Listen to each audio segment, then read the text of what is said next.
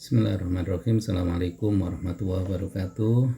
Salam sejahtera bagi kita semuanya, rekan-rekan sekalian. Kembali dengan video teaching untuk pertemuan yang ke-6, dan semoga semakin menambah keilmuan kita di dalam memahami isu-isu global kekinian ya. Jadi untuk topik kita pada pertemuan yang ke-6 ini adalah memastikan tentang hak asasi manusia, ensuring human right. Mungkin di antara sebagian kita sudah menganggap sesuatu yang biasa ya tentang HAM itu ya, hak asasi manusia itu, tetapi sedikit nanti saya akan mengulas dari point view yang mungkin bisa jadi sedikit terlepas gitulah ya kalau kita sudah terbiasa dengan memahami isu ini, tapi ada beberapa hal yang nanti insya Allah bisa menjadi analisis yang bisa jadi di saat ini itu sangat penting ya, terutama di dalam memahami universalitas ya, universality versus relativism ya di dalam teorinya itu.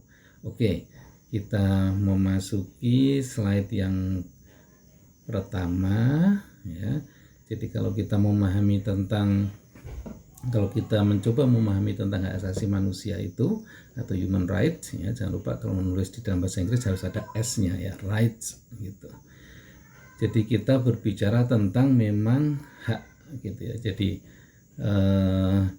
di sini sangat jelas ya, kapan misalkan kita actually discussing and formulating gitu tentang hak asasi manusia ya, sebenarnya adalah sejak adanya peradaban manusia itu ya. Jadi ketika kita membicarakan tentang civilization ya, di saat itu sebenarnya juga ada hak gitu. Tetapi nanti sebagai sebuah negara bangsa ya, sebagai seorang warga negara di dalam sebuah negara bangsa, nah itu nanti baru ada peraturan yang resminya ya, nanti kita bahas di slide yang setelah ini. Nah tetapi sebagai pengetahuan awal atau kesejarahan begitulah ya, jadi ada di sini nanti rekan-rekan juga bisa membaca secara detail sebenarnya ya, tetapi kita memahaminya jadi lebih dari 2500 tahun misalkan ya,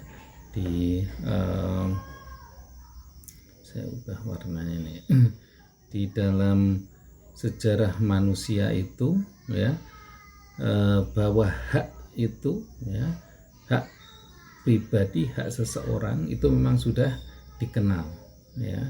Jadi ada peradaban ketika Cyrus Agung dari Persia memproklamasikan kebebasan, toleransi ya, rasa hormat ya.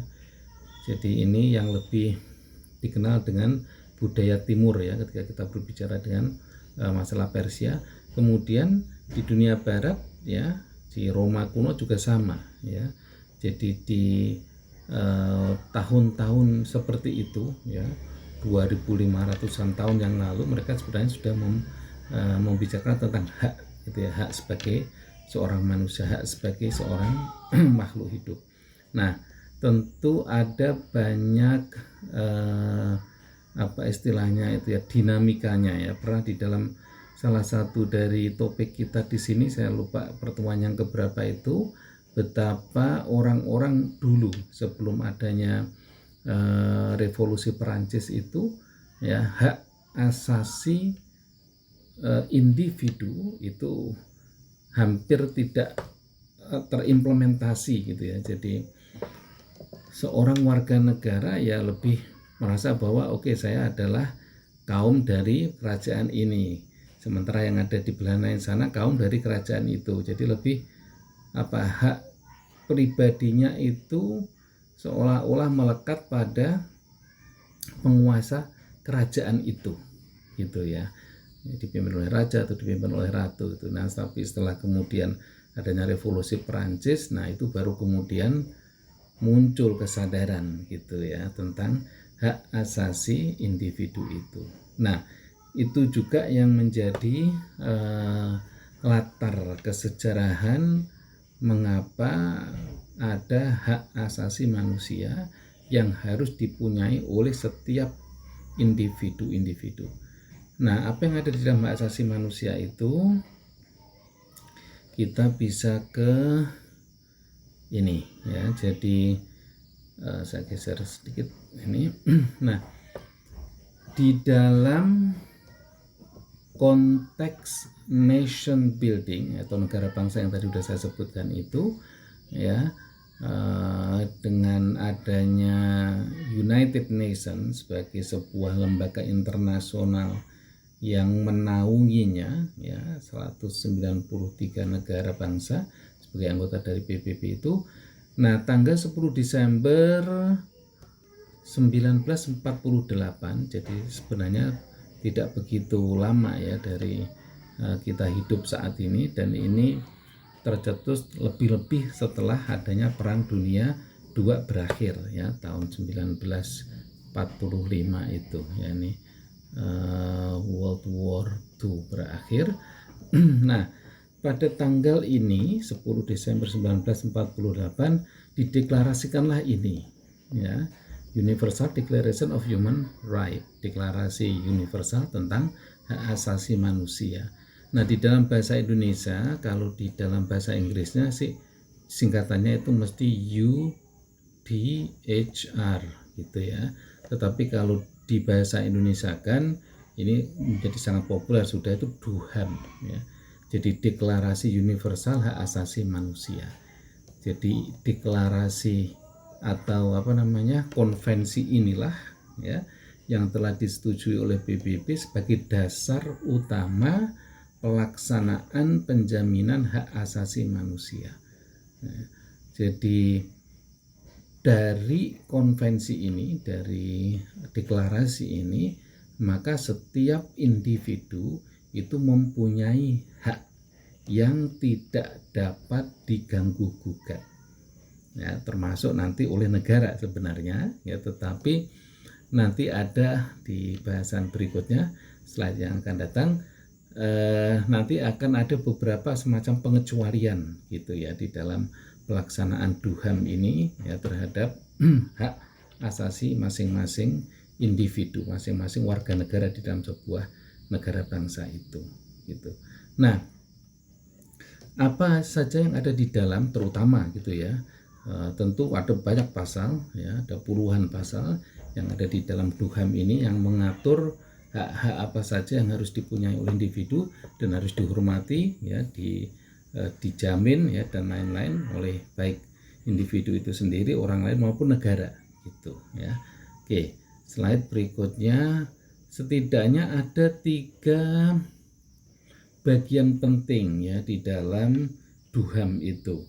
Yang pertama adalah civil right ya, hak-hak sipil dan politik ya, civil and political right. Kemudian yang kedua itu adalah hak-hak sosial dan ekonomi or social and economic right. Kemudian yang ketiga itu adalah solidarity right ya. Jadi 3 bagian inilah yang menjadi semacam pilar utama ya di dalam DUHAM itu.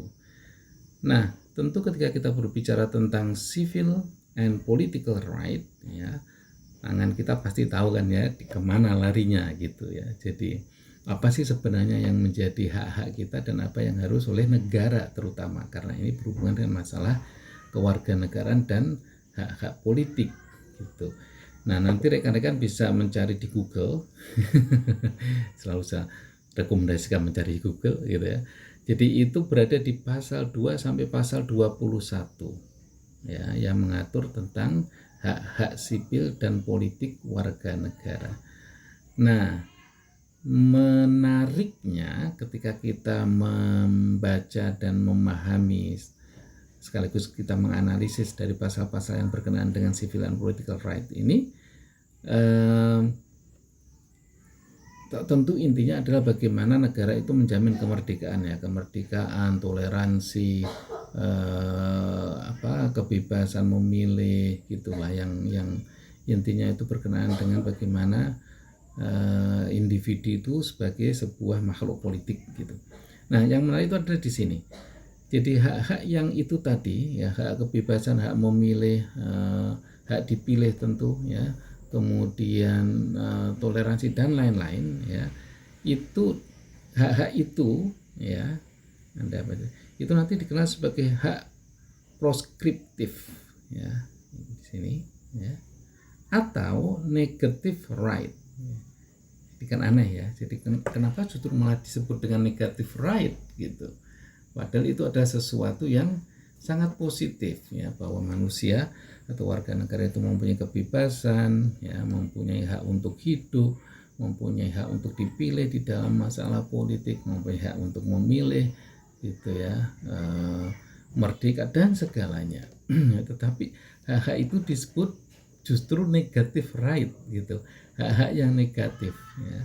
Jadi saya juga tidak tahu persisnya apa, tetapi asumsi saya mungkin karena hal-hal yang hak-hak itu tadi ya, yang saya sebut tadi itu adalah sesuatu yang sangat susah untuk dipenuhi ya, dan tentu memerlukan hard effort gitu ya, usaha-usaha yang sangat keras dan kebiasaan ya dari banyak negara itu justru melakukan pelanggarannya di hak-hak tersebut. Itu mungkin itulah yang kemudian hak-hak yang tadi ada di dalam pasal-pasal 2 sampai pasal 21 ini disebut dengan negative right gitu ya. Jadi mungkin karena susahnya untuk ini menjamin itu tadi gitu ya. Oke, jadi itu isi yang pertama yang penting di dalam Deklarasi Universal Hak Asasi Manusia itu atau DUHAM. Yang kedua, rekan-rekan sekalian, berkenaan dengan hak-hak sosial dan ekonomi ya. Nah, itu ada di pasal 22, berarti lanjutan dari pasal ini ya. Pasal 22 sampai pasal 26 ya, tidak terlalu banyak. Oh, ini masih UDHR, tapi maksudnya ini adalah DUHAM ya, Deklarasi Universal Hak Asasi Manusia. Nah, berbeda dengan civil and political right, social and economic right itu disebut dengan preskriptif, bukan proskriptif ya, tetapi preskriptif atau positive right gitu. Jadi justru yang menurut saya cukup lebih susah dibanding hak-hak yang pertama tadi ya, yang berkenaan dengan masalah sosial dan ekonomi itu ya. Tetapi mungkin ya, asumsi saya lagi ya, berkenaan mengapa kemudian ini disebut dengan positive right itu, kalau hal-hal yang berkenaan dengan masalah sosial dan ekonomi itu kan kayak semacam memang hak negara ya, artinya negara yang harus lebih banyak berperan di dalam penjaminan itu ya. Jadi makanya ada cerita yang menarik sekarang ini itu, nanti yang tertarik dengan dunia ekonomi, private sector itu ya, atau sektor swasta di bidang usaha ya, atau dengan secara kasar saya sebutnya sebagai sebuah kapitalisme itu nampaknya mendapatkan tantangan besar. Karena apa? Karena negara ya, kalau kita ada BUMN semacam itu kan milik negara ya. Dan di beberapa negara maju lainnya seperti Rusia, Cina yang agak-agak berhaluan sosialis itu, kekuatan ekonomi di tangan negara ya, tidak di tangan swasta ya, seperti di Eropa dan Amerika. Tetapi di negara-negara di mana kekuatan ekonomi itu ada ditangani oleh negara, BUMN ya, semi gitulah ya, antara negara dan pemilik kapital ya, itu justru menjadi kekuatan ekonomi yang dahsyat ya, dibanding dengan yang model kapitalisme itu. Nah, jadi bisa jadi karena itulah kemudian ya, hak-hak ini disebut dengan positive right ya. Oke, sebagai pengayaannya semacam itu saja. Jadi isi yang kedua di dalam DUHAM itu ya adalah isi bagian yang kedua di dalam deklarasi itu, maksud saya adalah masalah-masalah sosial dan ekonomi, ya, hak sosial dan hak ekonomi. Nah, kemudian yang ketiga itu berkenaan dengan hak-hak solidaritas, ya. Jadi sama kelanjutannya lagi dari 26 dari pasal 27 sampai pasal 28, ya, itu menjelaskan, mensyaratkan, mengatur gitu ya tentang hak-hak solidaritas. Nah, tentu ini sangat berkenaan dengan etnisitas gitu ya, kemudian kelompok-kelompok atau komunitas-komunitas tertentu gitu ya. Saya tidak ingin membicarakan hal-hal yang negatif di dalam komunitas atau kelompok tertentu ini, tetapi mereka juga mempunyai hak gitu ya, yang perlu negara jamin, yang perlu masyarakat juga hormati, semacam itu. Nah, itu ada di bagian terakhir ya dari ini dari bagian pasal-pasal di dalam DUHAM itu. Tentu ada pasal-pasal lain yang mengatur ya, tetapi secara garis besar ada 3 hal ini. Oke, saya lanjut saja ya. Kemudian ini tantangannya ada di sini sekarang. Jadi rekan-rekan, ketika kita membicarakan tentang masalah asasi manusia, bagaimana penerapannya, bagaimana negara menjamin terhadap pelaksanaan DUHAM itu, dan bagaimana masyarakat ya atau warga negara yang menjadi subjek ya di dalam pelaksanaan ini, itu tidak serta-merta mereka aman ya atau tidak terimbas ya oleh masalah globalisasi ya. Jadi tentu sudah kita beberapa kali diskusikan betapa efek dari globalisasi ini luar biasa terhadap seluruh aspek kehidupan, termasuk di dalam masalah hak asasi manusia ini gitu. Jadi yang paling menonjol di dalam isu globalisasi terhadap HAM ini adalah ini yang sedang saat ini ya, di negara di belahan dunia ini ya, penentuan nasib sendiri dan non intervensi. Itulah yang terjadi dengan kita di Timur Timur pada saat itu ya, dua-duanya terjadi di sana ya, penentuan nasib sendiri dan non intervensi, tetapi kenyataannya ketika ada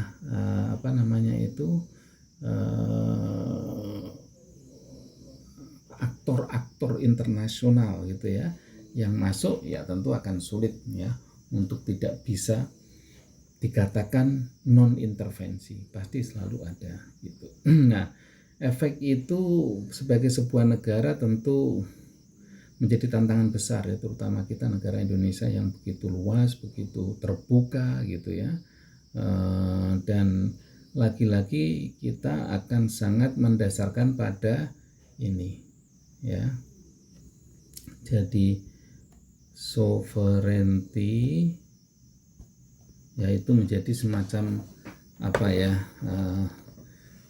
mengikuti nasionalisme yang keras itu ya, jadi seperti harga mati gitu ya. Jadi kita akan selalu berbicara tentang kedaulatan gitu. Nah, kita sangat bersyukur dan saya sampaikan juga di beberapa kesempatan, termasuk ketika saya menjadi narasumber di kegiatan-kegiatan revolusi mental yang di Kemenko itu ya, kita bersyukur kita mempunyai Sumpah Pemuda itu ya. Di Sumpah Pemuda ini betul-betul menjadi semacam tonggak ya, dan menjadi prinsip di dalam berbangsa dan bernegara ya, dan menjaga kedaulatan itu ya. Jadi dari situlah apapun suku bangsa kita, apapun bahasa kita gitu ya, apapun etnisitas kita ya, kita adalah bangsa Indonesia, kedaulatan negara Republik Indonesia gitu. Jadi ini yang bisa menjadi semacam perisai ya perisai terhadap globalisasi ini, ya, terhadap globalisasi. Jadi Tameng Sumpah Pemuda 1928 itu betul-betul bisa sangat membantu kita ya di dalam mempertahankan pengaruh globalisasi terhadap pelaksanaan sekaligus penjaminan hak asasi manusia. Oke, apa kemudian akibat yang lain? Ya, sebentar, maaf. Akibat dari yang lain, ya, ini yang akan sangat sulit ya, ketika tadi di impact karena globalisasi kita masih ada Tameng ya untuk negara kita ya, ada Sumpah Pemuda. Di negara-negara lain kita tidak tahu, kalau di Amerika mungkin mereka akan mengatakan pluribus unum, itu seperti Bhinneka Tunggal kita itu di mereka akan namanya pluribus unum. Bisa jadi itu yang dijadikan sebagai perisainya. Tetapi ketika kita sudah berhadapan dengan isu ini ya, isu hak asasi manusia, kemudian ada unsur-unsur high akademik gitu ya, dari sisi akademi yang agak tinggi ya, yakni berkenaan dengan universalisme dan relativisme. Nah, ini betul-betul menjadi sebuah tantangan berat ya. Jadi apapun yang kita punya, perisai apapun yang kita miliki, kekuatan besar apapun yang ada, kita tetap sedikit akan goyah ya ketika kita menghadapi isu universalisme dan relativisme itu. Apa yang dimaksud dengan universalisme itu? Yang tadi saya sampaikan ya dari awal tadi, itu adanya hak-hak tadi, itu hak kemerdekaan, hak mendapatkan hidup yang lebih baik, hak kebebasan, hak kemerdekaan, hak dipilih dan hak memilih, dan semuanya itu tadi ya, itu kan sifatnya universal ya. Jadi sifatnya itu sangat artinya sesuatu yang mau tidak mau dia akan melekat ya, di dalam seorang individu ya, dan itu tidak bisa diganggu gugat ya. Itulah yang namanya universal. Jadi dia tidak dibatasi oleh waktu, tidak dibatasi oleh tempat, tidak dibatasi oleh kekuasaan gitu ya, tidak dibatasi oleh agama, tidak dibatasi apapun. Ya, itu namanya nilai-nilai yang universal seperti itu. Tetapi di sisi lain ya, ada masalah relativisme gitu ya. Nah, relativisme ini biasanya memang terkait erat dengan budaya dan agama. Saya kira ada somewhere di sini ya. Jadi di sini ada budaya, kemudian ada lagi agama, terutama dua itu ya, terutama dua isu itu yang menjadikan universalisme itu menjadi relatif ya. Nah, secara relatif itu apa? Ya, sesuatu yang dianggap universal itu tidak bisa kemudian diterapkan 100% gitu. Kebebasan itu tidak bisa kemudian 100% dipunyai ketika kebebasan itu berhadapan dengan masalah budaya ya, relativisme budaya, juga agama. Di mana ya sampai ini ya, atau agama ya. Nah, ini salah satu dicontohkan, ini misalkan untuk yang agama, meskipun ini bisa diperdebatkan lagi. Jadi di beberapa negara di Afrika, terutama di kita dulu ada ya, di zaman dahulu ada sunat untuk bayi perempuan ya, circumcision untuk bayi perempuan. Nah, itu selalu dikaitkan dengan budaya dan agama yang menurut universalisme ya, menurut para aktivis hak asasi manusia itu, sunat di bayi perempuan itu adalah sebuah pelanggaran hak asasi manusia gitu. Tapi di beberapa daerah, dulu waktu saya masih kecil ya, di kampung saya di Jawa Tengah sana, saya pernah mendengar saja, tapi saya nggak pernah melihat, dan maksudnya tidak pernah ada orang semacam merayakan gitu ya. Kalau khitan anak laki-laki ya gitu ya, Jadi sampai menunggang kuda gitu ya, diarak-arak dulu gitu sebelum mereka disunat gitu. Tapi perempuan kayaknya saya nggak pernah melihat gitu ya. Tapi ada beberapa yang mewacanakan itu. Tapi kalau di Afrika, negara Afrika masih banyak ya, dan terutama memang yang beragama Muslim gitu. Nah itu sebagai salah satu contoh dari relativisme. Nah artinya apa? Bagi mereka yang menganggap bahwa hal-hal yang sifatnya universal ya itu tidak serta-merta dijamin 100%, karena ketika mereka berhadapan dengan masalah relativisme ya tetap akhirnya orang melanggar gitu ya nilai-nilai universalisme itu. Nah apakah yang semacam itu pelanggaran dan lain-lain, wallahu alam ya. Itu artinya Barat tentu akan mengkritik misalkan ya di dalam kasus ini ya circumcision untuk bayi perempuan ya, dan ada mungkin di budaya-budaya yang lain juga ya, yang saya tidak tahu secara persis beberapa contoh kasus studinya, tapi nanti kita bisa cari bersama-sama kira-kira contoh dari budaya apa yang itu melanggar nilai-nilai universalitas hak asasi manusia gitu ya. Nah ini menjadi tantangan lain ya, selain dari tantangan yang sifatnya kenegaraan tadi itu yang di sini ya, yang sovereignty tadi itu ya. Jadi kalau yang ini tidak sebegitu berat ya dalam konteks bagaimana negara menanganinya, tetapi kalau yang ini ya, jadi ini cukup sangat berat ya. Jadi itu sering menjadi sebuah pengklasifikasian oleh Barat bahwa negara-negara berkembang itu tidak bagus di dalam menerapkan deklarasi universal hak asasi manusia ya, karena misalkan contoh-contoh semacam ini ya. Jadi karena, atau dengan kata lain, karena adanya relativisme ini tadi yang tidak bisa dihindari. Nah yang menarik rekan-rekan sekalian, sebelum akhir dari perkuliahan kita pada hari ini nah jangan melihat fotonya ya, meskipun ini juga bintang film tokoh yang saya suka ya. Jadi ketika beliau berperan di itu judulnya itu Maleficent ya, Maleficent kalau nggak salah begini tulisannya somewhere ya, Angelina Jolie. Nah ini sebagai salah satu bahwa para selebritis dan orang-orang kaya itu mulai mempunyai kepedulian ya terhadap isu-isu hak asasi manusia ya. Mengapa? Karena ini berhubungan dengan nilai ya, berhubungan dengan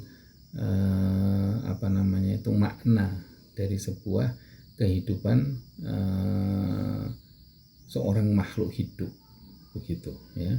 Jadi tidak hanya pada persoalan kebebasan, kemerdekaan dan lain-lain, tetapi ketika rekan-rekan melihat kasus-kasus internasional seperti Rohingya, seperti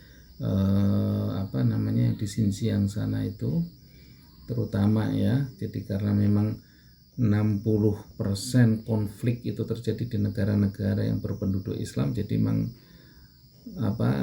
banyak contoh-contoh yang saya berikan dan banyak saya kira oleh jurnal-jurnal tulis itu ya, memang kemudian contoh-contoh yang dari negara-negara Islam itu ya, karena memang kebanyakan dari sanalah konflik-konflik itu terjadi. Sehingga misalkan beliau ini, Angelina Jolie ini ditahbiskan gitulah ya, atau ditunjuk sebagai UN Goodwill Ambassador gitu ya, ditunjuk sebagai duta besar PBB untuk kebaikan ya, untuk goodwill. Beliau lebih banyak bekerja di UNHCR ya, jadi memang ini yang banyak mengurusi masalah pengungsi-pengungsi. Anda tidak bisa membayangkan ya bagaimana seorang pengungsi itu, kita aja away from our home ya for only trip misalkan ya, yang itu tentu sesuatu yang bukan menyengsarakan gitu ya. Kadang kita masih tetap homesick kadang-kadang gitu ya. Saya baru 3 minggu yang lalu kembali dari Amerika, hanya 2 minggu seolah lama sekali gitu ya. Nah, ini orang-orang refugees ya, orang-orang pengungsi yang mereka tercerabut dari rumah kampung halamannya secara paksa dalam situasi yang tentu sangat tidak mengenakkan. Jadi betapa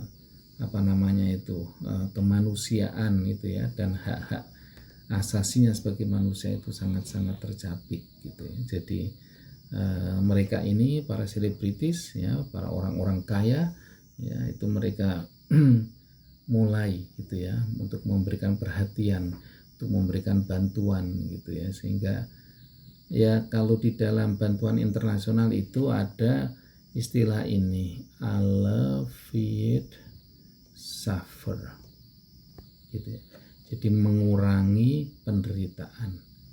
Jadi bersyukurlah ya orang-orang yang memang mempunyai modalitas ya untuk baik berupa materi maupun berupa tenaga ya, untuk bisa membantu bagaimana menangani masalah hak-hak asasi manusia ini. Saya kira demikian ya rekan-rekan sekalian perkuliahan kita pada topik hak asasi manusia ini, pertemuan yang ke-6 ini. I say thank you. Kita sudah punya mungkin sudah 7 topik kali ya yang sudah kita pelajari di isu-isu global masa kini. Minggu depan kita akan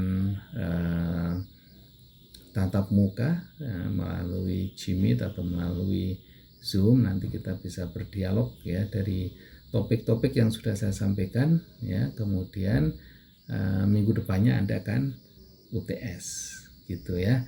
Saya kira semoga bisa dapat diambil ilmunya ya, hikmahnya gitu ya, sehingga bisa menjadikan sedikit wacana ya terhadap mungkin kalau Anda ingin menulis skripsi tentang hal yang berkenaan dengan isu-isu global masa kini. Saya kira demikian ya rekan-rekan sekalian, saya akhiri, semoga bermanfaat. Assalamualaikum warahmatullahi wabarakatuh. Bye bye.